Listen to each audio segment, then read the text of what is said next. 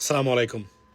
Um, Breaking news এবং latest news, ladies and gentlemen, on Iran-Israel war. সেটা হলো যে মানে প্রথম দফার পরে যেহেতু ফেইল্ড হয়েছে প্রথম দফা আলোচনা, দ্বিতীয় দফা আলোচনার জন্য মার্কিন ভাইস প্রেসিডেন্ট জেডি ভান্সের নেতৃত্বে আবারও পাকিস্তানে যাচ্ছেন মার্কিন প্রতিনিধি দল। এবং আশা করা হচ্ছে এর ভিতরে তারা অনেক মানে মানে যে আপনার যে ডিসএগ্রিমেন্ট এই বিষয়ে তারা সিদ্ধান্তে উপনীত হয়েছেন বা এগ্রিমেন্টে তারা এসেছেন বলে মনে করা হচ্ছে।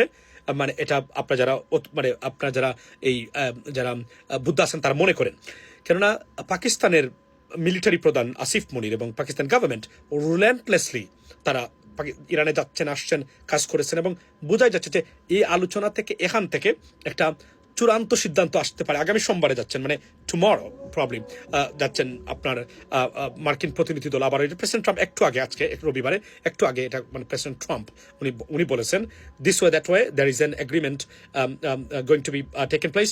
সো এই এবং যদি চূড়ান্ত হয় তাহলে প্রেসিডেন্ট ট্রাম্প ইসলামাবাদে যাবেন এবং সেখানে গিয়ে উনার উপস্থিতিতে এই এগ্রিমেন্টটা হবে। এবং এখানে বলে রাখি যে যুদ্ধের মাধ্যমে ইরান এবং ইসরায়েল বা মার্কিন যুক্তরাষ্ট্রের এই সমস্যার সমাধান যে নাই, সেটা মোটামুটি এটা ওয়েল এস্টাবলিশড এবং প্রমাণিত হয়ে গেছে অলরেডি। So it's over.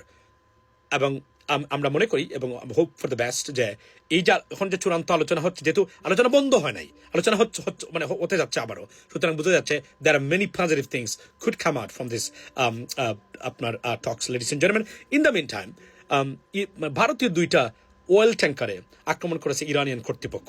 ভারতীয়দের অবস্থা এখানে দেখেন, তারা মনে করেন তারা সুপিরিয়র। ইরান বলছে তারা অনুমতি লিস্ট দিয়েছেন, অনুমতি পাওয়ার আগেই তারা ভারতীয় ফ্ল্যাগ দিয়ে তারা যাওয়া শুরু করেছেন।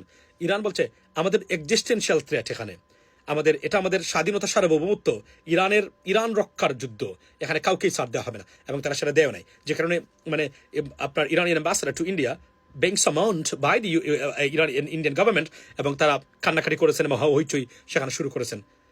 বাট আমার প্রশ্ন হলো, ভারত কেন মনে করে তারা সুপিরিয়র সব কিছুতে, যেখানে সৌদির মতো দেশকে তারা মানে আপনার মানে সারে নাই, মানে ইরানিয়ান রেজিমের কথা বলছি, সেখানে আপনি তো কিছুই না, কিন্তু ভারত মনে করে তারা সুপিরিয়র, তারা দের ফ্ল্যাগই এখানে সব কিছু। This is not going to happen at least আপনার to the Iranian authority, ladies and gentlemen. So that's why মানে এই ঘটনা ঘটেছে এবং সুস্পষ্টভাবে ভারতের পতাকা ভারত দেখাই যাচ্ছে, বোঝা যাচ্ছে, তারপরে তারা আক্রমণের শিকার হয়েছেন ওয়ার্নিং দেওয়ার পরেও। সুতরাং বোঝা যাচ্ছে ইরানিয়ানরা তাদের জন্য, তাদের স্বার্থ এবং ইরানের জন্য তারা কাউকে ছাড় দেয় না। That's what it is, ladies and gentlemen.